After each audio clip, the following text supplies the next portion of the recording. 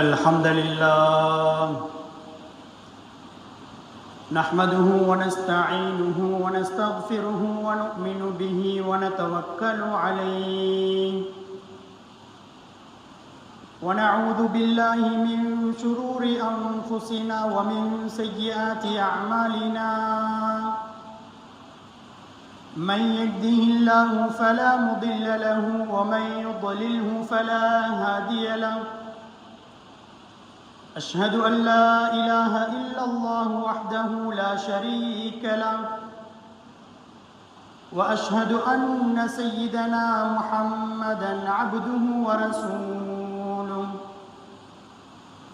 أما بعد فقد قال الله تعالى في قرآنه الكريم أعوذ بالله من الشيطان الرجيم بسم الله الرحمن الرحيم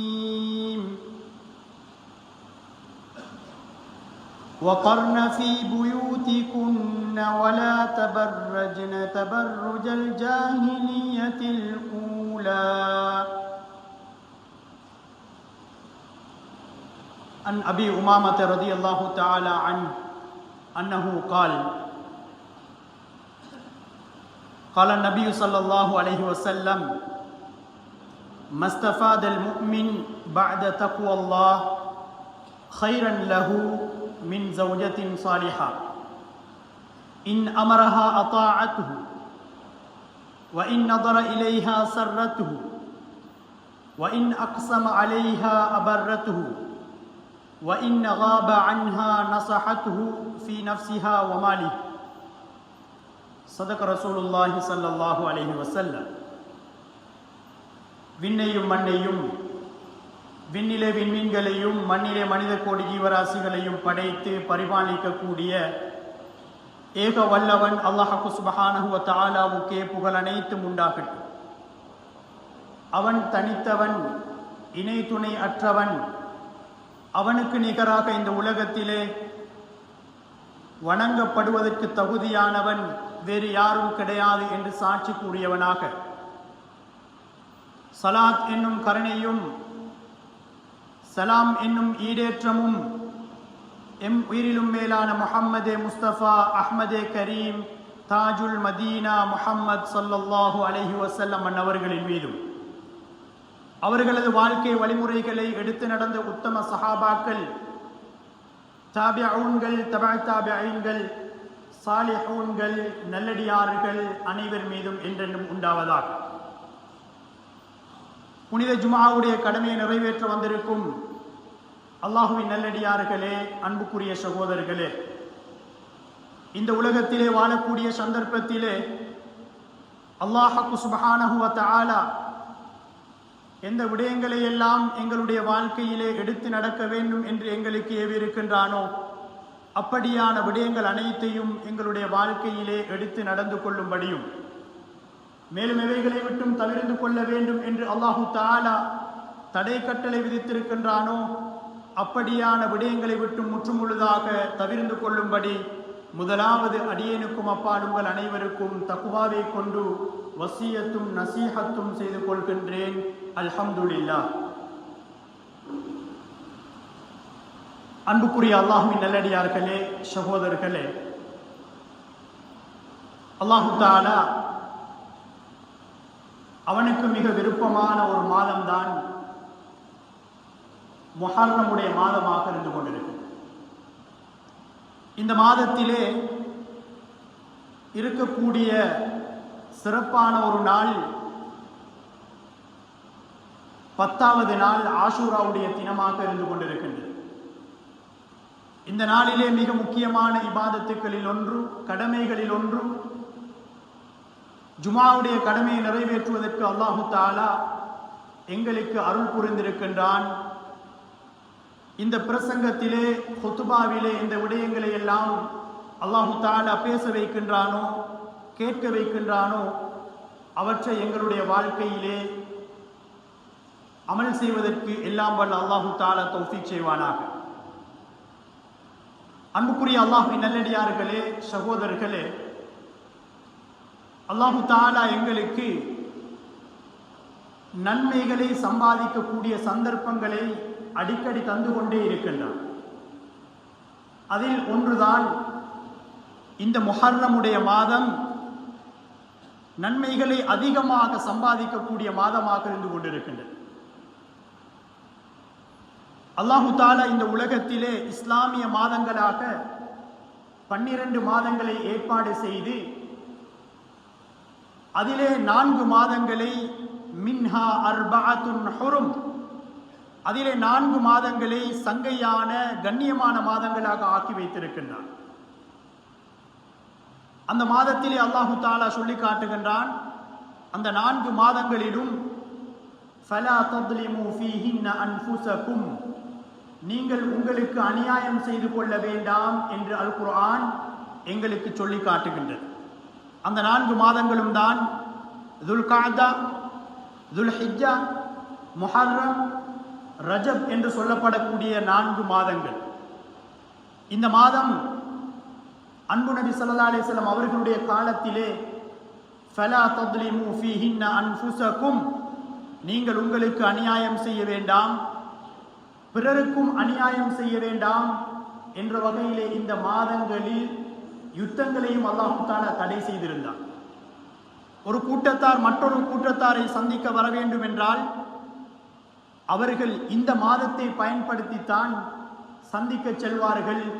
நபி அவர்களை கூட இந்த மாதத்திலே வந்துதான் சந்திப்பார்கள் என்பதை எங்களுக்கு ஹதீசுகள் சொல்லி காட்டுகின்றன. அந்த வகையிலே இந்த மாதம் உலகத்திலே அல்லாஹ் தன்னோடு இணைத்திருக்கக்கூடிய விடயங்கள் மிக குறுகிய விடயங்களை தான் தன்னோடு இணைத்திருக்கின்றான். காபத்துல்லா அல்லாஹுடைய வீடு என்று சொல்கின்றோம், காபாவை. பைத்துல்லா மசாஜித் அல்லாஹுடைய வீடு என்று சொல்கின்றோம்.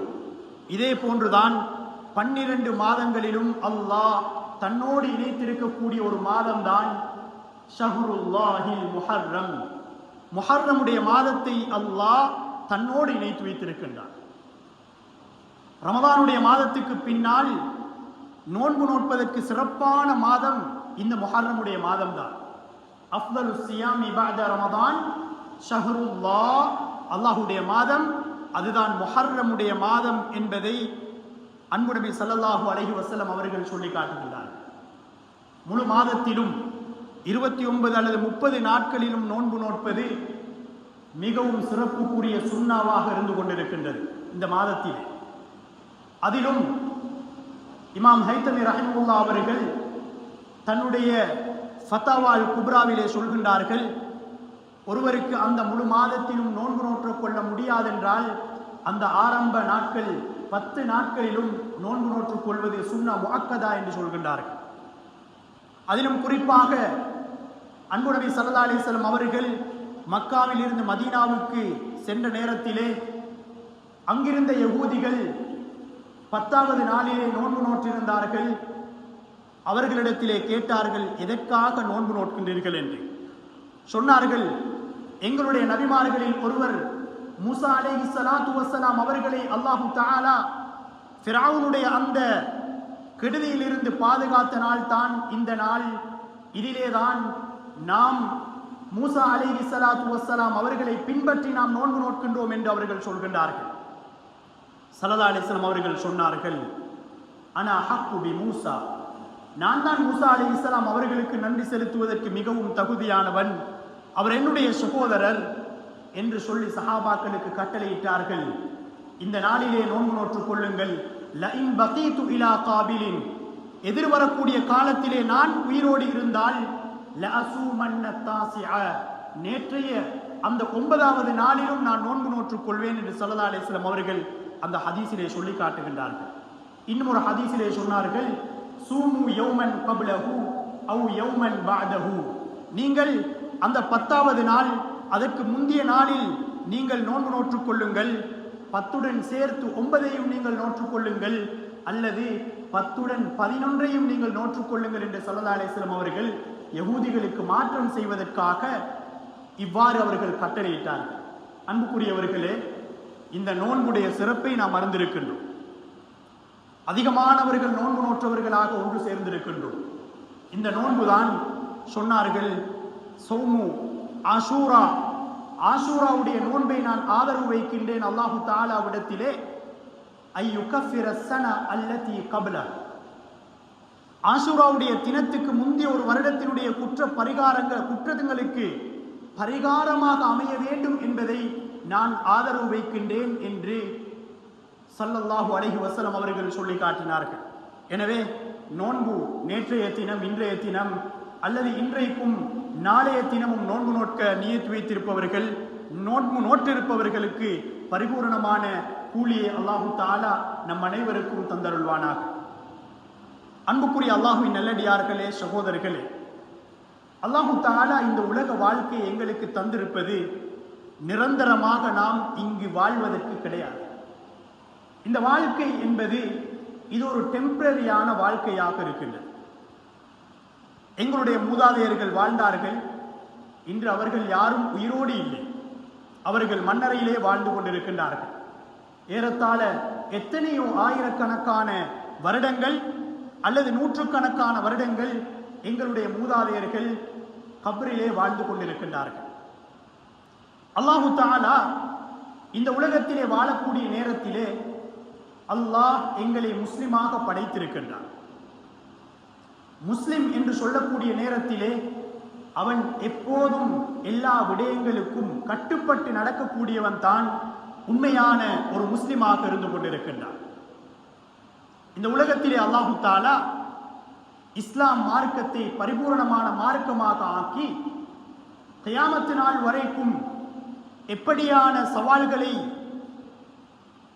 முஸ்லிம்கள் முகம் கொடுப்பார்களோ அவை அனைத்துக்கும் அல் குர்ஆனும் அன்பு நபி ஸல்லல்லாஹு அலைஹி வஸல்லம் அவர்களுடைய வாழ்க்கையும் எங்களுக்கு மிக தெளிவான விளக்கங்களையும் வழிகாட்டல்களையும் தந்து கொண்டே இருக்கின்றன. இன்றைய காலத்திலே நாம் பார்க்கின்றோம், எத்தனையோ சவால்களை நாம் முகம் கொடுத்துக் கொண்டிருக்கின்றோம். வியாபாரத்திலாக இருக்கலாம், குடும்ப வாழ்க்கையாக இருக்கலாம், அல்லது ஏனைய வாழ்க்கை சமூக வாழ்க்கையாக இருக்கலாம். இப்படியான அனைத்திலும் அதிகமான சவால்களை முகம் கொடுக்கக்கூடியவர்களாக நாம் இருந்து கொண்டிருக்கின்றோம். அல்லாஹு தஆலா இந்த உலகத்திலே ஒரு ஆண் தன்னுடைய குடும்ப விடயங்களை பூர்த்தி செய்வதற்காக தனக்கான ஒரு மனைவியையும் குடும்பங்களையும் அல்லாஹு தஆலா ஏற்பாடு செய்து வைத்திருக்கின்றான். ஒரு ஆண் தன்னுடைய குடும்பத்தை பற்றி நாளைய கியாமத்துடைய நாளிலே அல்லாஹு தஆலா அந்த ஆணிடத்திலே கேட்கத்தான் இருக்கின்றான். குல்லுக்கும் ராஇன் வ குல்லுக்கும் மஸ்ஊலுன் அன் ரஇயத்திஹி, நீங்கள் ஒவ்வொருவரும் பொறுப்புதாரிகள். நாளைய கியாமத்துடைய நாளையிலே அல்லாஹு தஆலா எங்கள் ஒவ்வொருவருடைய பொறுப்பையும் கியாமத்துடைய நாளையிலே கேட்க காத்து கொண்டிருக்கின்றான். இந்த உலகத்திலே நாம் செய்யக்கூடிய ஒவ்வொரு விடயங்களும் அது அல்லாஹு தஆலாவிடத்திலே பதியப்படுகின்றன.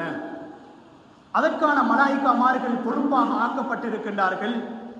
எங்களுடைய நலவுகள், எங்களுடைய தீமைகள், இதை அனைத்தையும் அவர்கள் பதிவு செய்து கொண்டிருக்கின்றார்கள். ஒரு அடியான் எப்போது ஒரு நலவை செய்தாலும், எப்போது ஒரு கெடுதி அவன் செய்தாலும் அல்லாஹு தஆலா அந்த அடியானுடைய அனைத்தையும் பதிவு செய்து வைத்திருக்கின்றான். நாளைய கியாமத்துடைய நாளையிலே, அன்றைய நாளிலே அல்லாஹு தஆலா எங்களுடைய நாவுகளுக்கு பூட்டு போட்டு விடுவான். ஆனால் எங்களுடைய நாவுகளுக்கு பூட்டு போடக்கூடிய நேரத்திலே எங்களுடைய உடல் உறுப்புகள் நாம் செய்த அனைத்தையும் அல்லாஹு தஆலாவிடத்திலே முன்வைக்கக்கூடியதாக இருந்து கொண்டிருக்கின்றது. எனவே அன்புக்குரிய இஸ்லாமிய சகோதரர்களே, பெரியவர்களே, அல்லாஹு தஆலா எங்கள் ஒவ்வொருவருக்கும் இந்த உலகத்திலே பொறுப்பை ஏற்பாடு செய்து வைத்திருக்கின்றார். அந்த பொறுப்புகளை இந்த உலகத்திலே நாம் சரியான முறையிலே நிறைவேற்ற வேண்டும். அவற்றில் ஒன்றுதான் எம்முடைய குடும்பமாக இருந்து கொண்டிருக்கின்றது.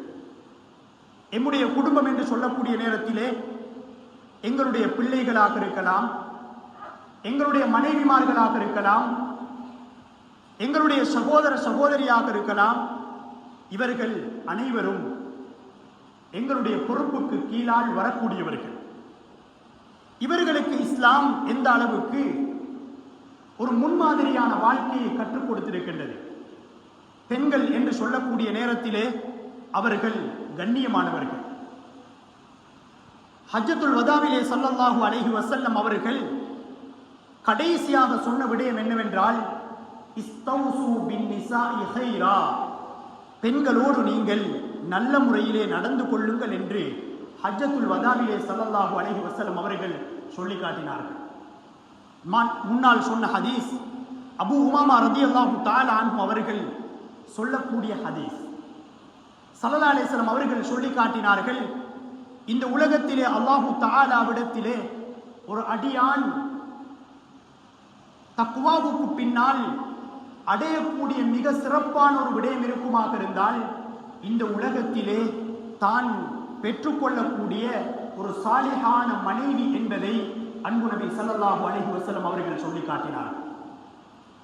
எமக்கு வரக்கூடிய அல்லது நாம் முடித்திருக்கக்கூடிய அந்த மனைவி அல் மர்அத்து ஸாலிஹா, சிறப்பான சாலிஹான ஒரு மனைவியாக அமையக்கூடிய நேரத்திலே அல்லாஹு தஆலா என்ன செய்கின்றான், தக்வாவுக்கு அடுத்ததாக ஒரு அடியானுக்கு இந்த உலகத்திலே கிடைக்கக்கூடிய மிகப்பெரிய ஒரு கிஃப்ட் இருக்கும் என்றால் அது அல் மர்அத்து ஸாலிஹா என்பதை அன்பு நபி ஸல்லல்லாஹு அலைஹி வஸல்லம் அவர்கள் சொல்லி காட்டினார்கள். அன்பான மனைவி, சிறப்பான ஒரு மனைவி, சாலிஹான ஒரு மனைவி இந்த உலகத்திலே ஒரு அடியானுக்கு கிடைத்து விடுமாக இருந்தால் அதுதான் இந்த உலகத்திலே அவன் அடையக்கூடிய மிகப்பெரிய கிஃப்டாக இருந்து கொண்டிருக்கின்றது. அன்பு நபி ஸல்லல்லாஹு அலைஹி வஸல்லம் அவர்கள் தன்னுடைய மனைவிமார்களோடு வாழ்ந்து காட்டினார்கள். இதுதான் குடும்ப வாழ்க்கை. தன்னுடைய பிள்ளைகளோடு அவர்கள் வாழ்ந்து காட்டினார்கள். இதுதான் பெற்றோர் பிள்ளைகளுடைய உறவு என்பதை எங்களுக்கு மிக தெளிவாக சொல்லி காட்டினார்கள். எம்முடைய மனைவி என்பவர்கள் அல்லாஹு தஆலா இந்த உலகத்திலே அல்லாஹ் எங்களுக்கு தந்த கிஃப்டாக இருக்கின்றார்கள். அல் ரிஜாலு கவ்வாமூன அலன் நிசா, ஆண்கள் என்பவர்கள் அவர்கள் இந்த உலகத்திலே தன்னுடைய பொறுப்புக்கு கீழால் இருக்கக்கூடிய மனைவியாக இருக்கலாம். இப்படியானவர்களுக்கு அழகான வாழ்க்கையை தேர்ந்தெடுத்து சிறப்பான வாழ்க்கையை கொடுக்கக்கூடியவர்கள் தான் ஆண்கள். ஆனால் ஒரு சிலர் இதனை மொழிபெயர்ப்பு செய்வார்கள், ஆண்கள் தான் அதிகாரத்தில் இருக்கக்கூடியவர்கள் என்று. அர்-ரிஜாலு கவ்வாமூன அலன் நிசா, அந்த பெண்களை சிறப்பான முறையிலே நிர்வகிக்கக்கூடியவர்கள் அதிகாரம் செலுத்துவது அல்ல, அவர்களுக்கு அல் குர்ஆன் சுன்னா சொல்லி இருக்கக்கூடிய அந்த வாழ்க்கையை சிறப்பாக வாழ கற்றுக் கொடுப்பவன் தான் உண்மையான ஆணாக இருந்து கொண்டிருக்கின்றான். அன்புக்குரிய இஸ்லாமிய சகோதரர்களே, பெரியவர்களே, இது எங்களுடைய மிகப்பெரிய ஒரு பொறுப்பாக இருக்கின்றது. எங்களுடைய பெண்கள், எங்களுடைய மனைவிமார்கள் எப்போது அவர்கள் அன்பு நபி ஸல்லல்லாஹு அலைஹி வஸல்லம் அவர்களுக்கு ஹதீஜா ரலியல்லாஹு தஆலா அன்ஹா அவர்கள் மனைவியாக இருந்து அவர்களுக்கு எல்லா விடயங்களிலும் உதவியாக இருந்து ஒரு சாலிஹான பெண்ணாக உலகத்திலே வாழ்ந்து காட்டினார்களோ அதுதான் எங்களுடைய மனைவிமார்களும் மாற வேண்டும். ஸல்லல்லாஹு அலைஹி வஸல்லம் அவர்கள் குகையிலிருந்து வருகின்றார்கள். ஜிப்ரீல் அலைஹிஸ்ஸலாத்து வஸ்ஸலாம் அவர்களை சந்தித்து விட்டு வருகின்றார்கள். இந்த நேரத்திலே அந்த ஹதீஜா ரலியல்லாஹு தஆலா அன்ஹா அவர்கள் அன்பு நபி அவர்கள் கத்திக்கொண்டு வருகின்றார்கள். ஜம்மிலூனி ஜம்மிலூனி, என்னை போர்த்துங்கள், என்னை போர்த்துங்கள் என்று வரக்கூடிய நேரத்திலே அவர்களுடைய பாட்டிலே அவர்கள் இருக்கவில்லை.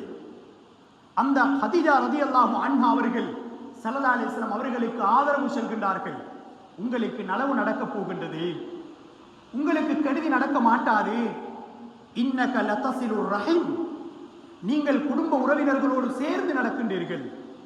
வதக்ஸிபுல் மஅதூம், சிரமத்தில் இருக்கக்கூடியவர்கள், தேவையோடு இருக்கக்கூடியவர்களுக்கு நீங்கள் அதிகமாக உதவி செய்கின்றீர்கள். வதுஈனு அலா நவாயிபில் ஹக், அதே போன்று யாரெல்லாம் உரிமைக்காக போராடுகின்றார்களோ அவர்களுக்காக நீங்கள் நிற்கக்கூடியவர்கள். வல்லாஹி லா யுஹ்ஸீக அல்லாஹு அபதா, அல்லாஹு தஆலா உங்களை ஒருபோதும் வீணடிக்க மாட்டான் என்று ஆறுதல் சொல்லி அந்த அரவணைத்த அம்மையார் தான் ஹதீஜா ரலியல்லாஹு தஆலா அன்ஹா அவர்கள். அதுதான் அல் மர்அத்து ஸாலிஹா, சிறப்பான சாலிஹான மனைவி என்பது அதுதான் என்பதை அன்பு நபி ஸல்லல்லாஹு அலைஹி வஸல்லம் அவர்களுடைய மனைவி ஹதீஜா ரலியல்லாஹு தஆலா அன்ஹா அவர்களுடைய வாழ்க்கை எங்களுக்கு முன்மாதிரியாக இருக்கின்றது. அன்புக்குரிய இஸ்லாமிய சகோதரர்களே, பெரியவர்களே, எனவே எங்களுடைய பெண்களுக்கான அந்த மார்க்க வழிகாட்டல்களை வழங்குவது ஒவ்வொரு கணவனின் மீதும் மிக பாரிய ஒரு பொறுப்பாக இருந்து கொண்டிருக்கின்றது. இஸ்லாம் எப்படி ஒரு கணவன் தன்னுடைய மனைவியை பராமரிக்க வேண்டும் என்று இஸ்லாம் எங்களுக்கு வலியுறுத்தி இருக்கின்றதோ அது எங்களுடைய வாழ்க்கையிலே முற்றுமுழுதாக நாம் அவற்றை கடைபிடிக்க வேண்டிய ஒரு கடப்பாடு எங்களுக்கு இருக்கின்றது.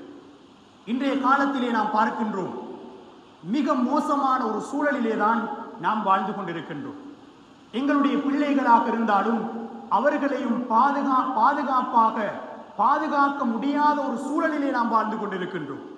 அந்த அளவுக்கு அனாச்சாரங்களும் ஆண் பெண் கலப்புகளும் இப்படியாக பிள்ளைகளை பெற்றோரும் பிள்ளைகளும் ஒரு இடத்துக்கு கண்ணியமாக போய் நிற்க முடியாத ஒரு சூழலிலே தான், ஒரு என்விரான்மெண்டிலே தான் நாம் வாழ்ந்து கொண்டிருக்கின்றோம். அன்புக்குரிய இஸ்லாமிய சகோதரர்களே, பெரியார்களே, சோசியல் மீடியாக்களை நாம் எடுத்து பார்க்கக்கூடிய நேரத்திலே இன்று அதற்கு யாரும் விதிவிலக்கு கிடையாது. அது தாயாக இருக்கலாம், தந்தையாக இருக்கலாம், அல்லது பிள்ளைகளாக இருக்கலாம். இதற்கு யாரும் விதிவிலக்கு கிடையாது. எல்லோரிடத்திலும் முழு உலகமும் தன்னுடைய கையிலே இருக்கின்றது என்ற ஒரு சூழ்நிலையிலே தான் நாம் வாழ்ந்து கொண்டிருக்கின்றோம். எங்களுடைய ஈமானை பாதுகாத்துக் கொள்ள முடியாத ஒரு சூழல். அந்த சோசியல் மீடியாக்களை பயன்படுத்தக்கூடிய நேரத்திலே இஸ்லாம் எங்களுக்கான வழிகாட்டல்களை தந்திருக்கின்றது. ஒரே அறையிலே கணவனும் மனைவியும் உறங்குகின்றார்கள். ஆனால் இருவரும் அவர்களுக்கு மத்தியிலே அந்த கலந்துரையாடலோ கதைப்பதோ கிடையாது. மாற்றமாக இருவரும் தன்னுடைய போன்களிலே தான் அந்த இரவு முழுக்க கழிக்கக்கூடிய ஒரு அவலமான ஒரு நிலையை நாம் சமூகத்திலே பார்த்து கொண்டிருக்கின்றோம். அன்புக்குரிய இஸ்லாமிய சகோதரர்களே, பெரியவர்களே, இப்படியான ஒரு மோசமான ஒரு சூழ்நிலையிலே தான் நாம் வாழ்ந்து கொண்டிருக்கின்றோம். ஆனால் அன்பு நபி ஸல்லல்லாஹு அலைஹி வஸல்லம் அவர்களுடைய காலத்திலே எப்படி ஸல்லல்லாஹு அலைஹி வஸல்லம் அவர்கள் அந்த சமூகத்துக்கு வழிகாட்டினார்கள்? நாம் இன்று பரவலாக பார்க்கக்கூடிய ஒரு விடயம்தான் ஆண் பெண் கலப்பு, அல் இஹ்திலாத் என்று சொல்லக்கூடிய ஒரு விடயம் பரவலாக சர்வ சாதாரணமாக சமூகத்திலே காணக்கூடியதாக இருக்கின்றது. எங்களுடைய ஊர்களிலும் ஏதாவது ஒரு நிகழ்வை நாம் ஏற்பாடு செய்து விட்டோமாக இருந்தால் அந்த இடத்திலே நாம் இஸ்லாமிய வரையறைகளை நாம் பேணுகின்றோமா என்பது ஒரு கேள்விக்குறியாக இருந்து கொண்டிருக்கின்றது. ஒரு பாடசாலை நிகழ்வை நாம் ஏற்பாடு செய்கின்றோமா, அதிலே ஆண் பெண் அந்த கலப்பு அது வித்தியாசம் இல்லாமல் எல்லா இடங்களிலும் நடைபெறக்கூடியதாக இருந்து கொண்டிருக்கின்றது. மொண்டசூரி அந்த பாடசாலைகளிலே ஒரு கான்செப்டை நாம் ஏற்பாடு செய்கின்றோமாக இருந்தாலும் அதிலும் நாம் பரவலாக இஸ்லாமிய வழிகாட்டல்கள் அங்கு பின்பற்றப்படாமல் இருப்பதை நாம் பார்த்து கொண்டிருக்கின்றோம். அன்புக்குரிய இஸ்லாமிய சகோதரர்களே, பெரியவர்களே, சமூகத்திலே சில விடயங்கள் பரவலாக நடக்கின்றன என்பதற்காக அது மார்க்கத்திலே அனுமதிக்கப்பட்டது கிடையாது. அன்பு நபி ஸல்லல்லாஹு அலைஹி வஸல்லம் அவர்களுடைய காலத்திலே பெண்கள் எப்படி அவர்கள் இருந்தார்கள் என்பதை நாம் எங்களுடைய மனைவிமார்களுக்கும் எங்களுடைய அந்த பெண் பிள்ளைகளுக்கும் கற்றுக் கொடுக்க வேண்டிய ஒரு கடப்பாடு இருந்து கொண்டிருக்கின்றது. ஸல்லல்லாஹு அலைஹி வஸல்லம் அவர்கள் சொன்னார்கள், அன்பு நபி அவர்களுடைய காலத்திலே பெண்கள் வீட்டுக்கு வெளியே வருவார்களாக இருந்தால் அது பெண்கள் 5 நேரமும் தொழுவதற்கு மஸ்ஜிதுக்கு சமூகம் கொடுக்கக்கூடியவர்களாக இருந்தார்கள். அந்த நேரத்தில் கூட அந்த பெண்களுக்கான வழிகாட்டல்களை ஸல்லல்லாஹு அலைஹி வஸல்லம் அவர்கள் கொடுத்திருந்தார்கள். மஸ்ஜிதிலே வந்து ஆண்கள் தொழக்கூடிய அந்த மஸ்ஜிதிலே பெண்களும் வந்து தொழுகையை நடாத்தினார்கள், தொழுதார்கள். ஆனால் ஸல்லல்லாஹு அலைஹி வஸல்லம் அவர்கள் அதிலே வழிகாட்டினார்கள். அந்த கலப்பு வரக்கூடாது என்பதற்காக சொன்னார்கள், அலைகுன்ன பிஹாஃபாத்தி தரீக், நீங்கள் மஸ்ஜிதுக்கு வந்து செல்கின்றீர்கள், நீங்கள் பாதையிலே வரக்கூடிய நேரத்திலே பாதையிலே நடுவிலே நீங்கள் வரக்கூடாது, பாதை ஓரமாக நீங்கள் வர வேண்டும் என்று அவர்களுக்கு வழிகாட்டினார்கள். அது மாத்திரமல்ல, சொன்னார்கள், ஹைரு சுஃபூஃபிர் ரிஜாலி அவ்வலுஹா, ஆண்களுடைய சஃப்புகளிலே மிக சிறப்பான ஒரு சஃப் இருக்கும் என்றால் அதுதான் முதலாவது சஃப் என்பதை ஸல்லல்லாஹு அலைஹி வஸல்லம் அவர்கள் வழிகாட்டினார்கள். வஷர்ரு சுஃபூஃபிர் ரிஜால் ஆஹிருஹா, ஆண்களுடைய சஃப்புகளிலே மிக மோசமான ஒரு சஃப்பு தான் அவர்களுடைய கடைசி சஃப் என்பதை சொல்லிவிட்டு சொன்னார்கள். வஹைரு சுஃபூஃபின் நிசாஇ, பெண்களுடைய சஃப்புகளிலே சிறப்பான சஃப் தொழுகையிலே அவர்களுடைய கடைசி சஃப் என்று சொன்னார்கள். ஏன் இதனை அந்த காலத்திலே சஹாபாக்களுக்கு ஸல்லல்லாஹு அலைஹி வஸல்லம் அவர்கள் விளங்கப்படுத்தினார்கள் என்றால், இந்த கலப்பு என்பது மார்க்கத்திலே அனுமதிக்கப்பட்டதல்ல. கலப்பு என்பது மார்க்கத்திலே அனுமதிக்கப்பட்டதல்ல. அது ஸல்லல்லாஹு அலைஹி வஸல்லம் அவர்கள் அந்த நாளிலிருந்து தடை செய்திருக்கின்றார்கள். தொழுது முடித்துவிட்டு பெண்கள் போகக்கூடிய நேரத்திலே சொன்னார்கள், நீங்கள் ஃபஜ்ர் தொழுகையை தொழுதுவிட்டு செல்கின்றீர்களா? அந்த சூரிய வெளிச்சம் கொடுப்பதற்கு முன்னால் நீங்கள் கலைந்து செல்லுங்கள் என்று ஸல்லல்லாஹு அலைஹி வஸல்லம் அவர்கள் அந்த பெண்களுக்கு வழிகாட்டினார்கள். அஸ்மா ரலியல்லாஹு தஆலா அன்ஹா அவர்கள் நபி அவர்களிடத்திலே வந்து கேட்கின்றார்கள், யா ரசூலல்லாஹ், நீங்கள் ஆண்களுக்கே எல்லா விதமான காரியங்களையும் செய்து கொடுக்கின்றீர்கள். அவர்கள் மஸ்ஜிதுக்கு வந்து தொழுகையை நிறைவேற்றுகின்றார்கள், ஜிஹாதுக்கு செல்கின்றார்கள், அவர்களுக்கான மார்க்க வழிகாட்டல்கள் அவர்களுக்கு தனியாக நடைபெற்றுக் கொண்டிருக்கின்றது. சொன்னார்கள், ஐயின் லனா யௌமன் யா ரசூலல்லாஹ், எங்களுக்கான ஒரு தினத்தை நீங்கள் ஒதுக்கி தாருங்கள் என்று கேட்டார்கள். எதற்காக அஸ்மா ரலியல்லாஹு அவர்கள் ஐயின் லனா யௌமன் யா ரசூலல்லாஹ், எங்களுக்காக ஒரு நாளை ஒதுக்குங்கள் என்று சொன்னார்கள்? அவர்களுக்கு ஆண்களோடு வந்து அந்த விடயங்களிலே கலந்து கொண்டிருக்கலாமே. இந்த ஹதீஸை இமாம்கள் அடிப்படையாக வைத்து சொல்கின்றார்கள்.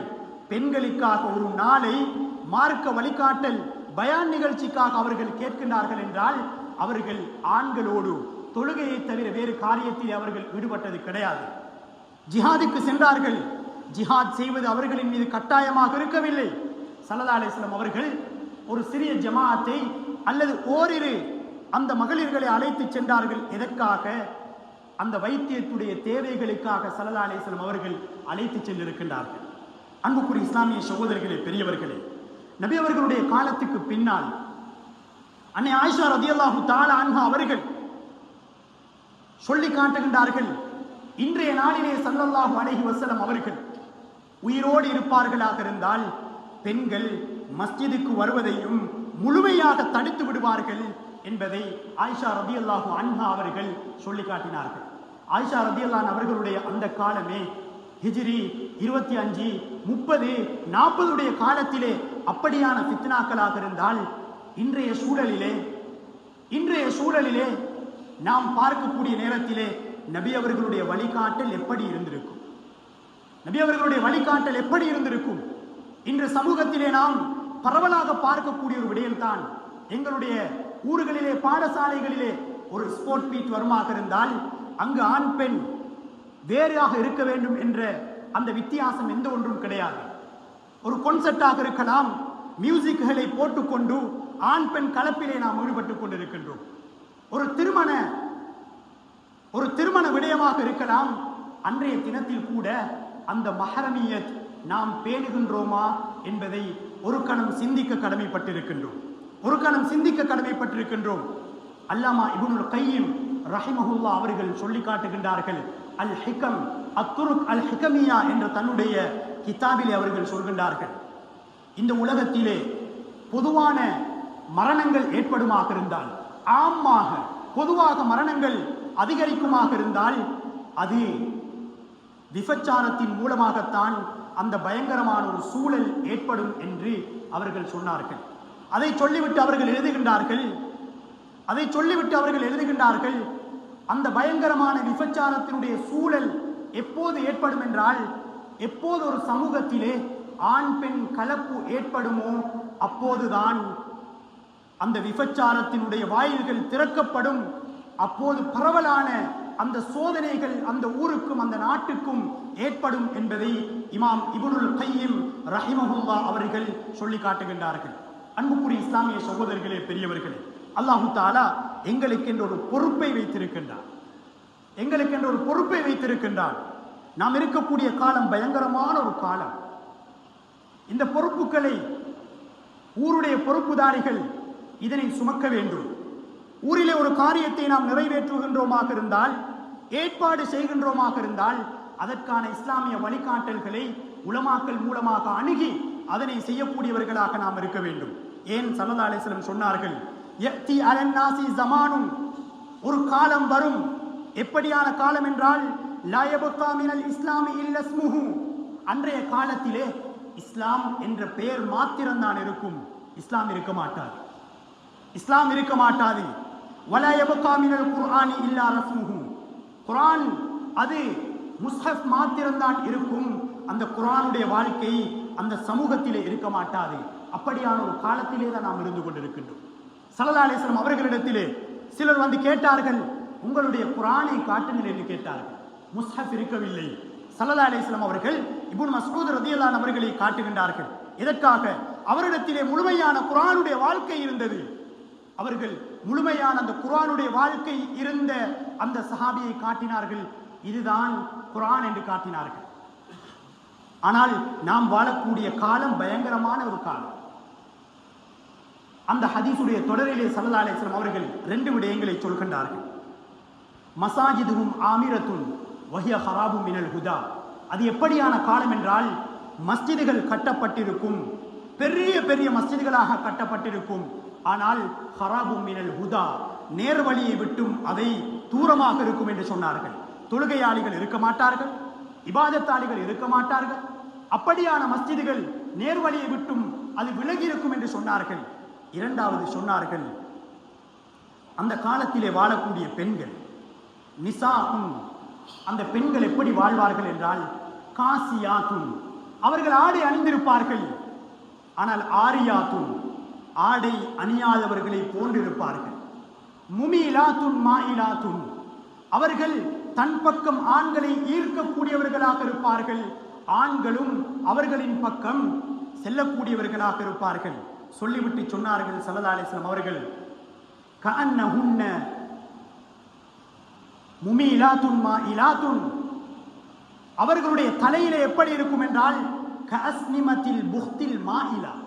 சொன்னார்கள், ஒட்டகம் செல்லக்கூடிய நேரத்திலே அதனுடைய திமில் எப்படி ஒட்டகம் அடியெடுத்து வைக்கக்கூடிய நேரத்திலே அங்கும் இங்கும் அந்த திமில் செல்லுமோ, இதே போன்றுதான் அந்த பெண்களுடைய கூந்தலை அவர்கள் கட்டியிருப்பார்கள்.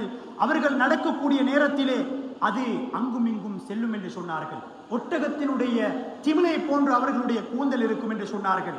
சொல்லிவிட்டு சொன்னார்கள், லா யதுகுல்னல் ஜன்னத, அவர்கள் சுவனத்துக்கும் நுழைய மாட்டார்கள், வலா யஜிதுன ரீஹஹா, அவர்கள் சுவனத்தினுடைய வாடையும் நுகர மாட்டார்கள் என்று சொன்னார்கள்.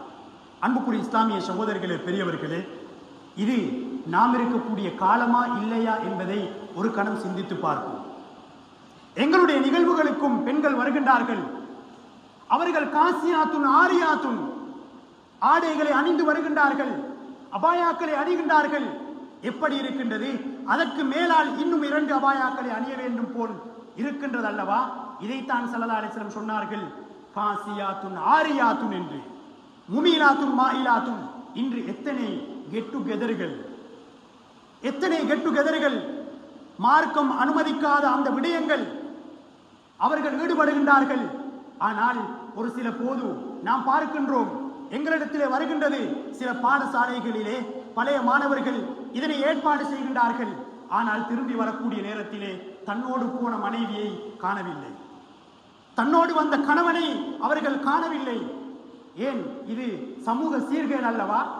இஸ்லாம் சொல்லக்கூடிய அந்த வழிகாட்டல்களை பின்பற்றுவோமாக இருந்தால் இந்த நிலைக்கு நாம் மாறுவோமா? அன்புக்குரிய இஸ்லாமிய சகோதரர்களே, பெரியவர்களே, இமாம் இஸ்ஃபிராயீனி ரஹ்மத்துல்லாஹி அலைஹி அவர்கள் சொல்லி காட்டுகின்றார்கள், ஒரு பெண்ணிடத்திலே ஒரு ரோஷம் இருக்க வேண்டும், அது இஸ்லாம் விரும்பக்கூடிய அந்த ரோஷம். இமாம்கள் ஆயிஷா ரலியல்லாஹு தஆலா அன்ஹா அவர்களுடைய ரோஷங்களை கீரத்து ஆயிஷா ரலியல்லாஹு அன்ஹா அதனை தனியாக எழுதி வைத்திருக்கின்றார்கள். இவற்றை எங்களுடைய பெண்களுக்கு நாம் படித்துக் கொடுக்க வேண்டும். இமாம் இஸ்ஃபிராயீனி ரஹ்மத்துல்லாஹி அவர்கள் சொல்கின்றார்கள், ஒரு பெண் நான் ஆண்கள் இருக்கக்கூடிய இடத்துக்கு நான் செல்ல மாட்டேன் என்று ஒரு பெண் ரோசமாக இருப்பாளாக இருந்தால் அதுதான் இஸ்லாம் விரும்பக்கூடிய உண்மையான ரோசம் என்பதை இமாம் இஸ்ஃபிராயீனி ரஹ்மத்துல்லாஹி அலைஹி அவர்கள் சொல்லி காட்டுகின்றார்கள்.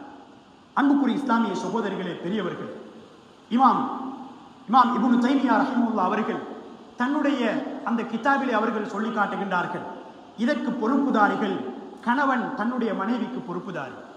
வீட்டிலே பெண் பிள்ளைகள் இருப்பார்களாக இருந்தால் அவர்களுக்கு பொறுப்புதாரி அந்த பெற்றோராக இருந்து கொண்டிருக்கின்றார்கள். குல்லுக்கும் ராயின் வகுல்லுக்கும் மஸ்ஊலுன் அன் ரஅய்யத்திஹி, நாம் அனைவரும் பொறுப்புதாரிகள்.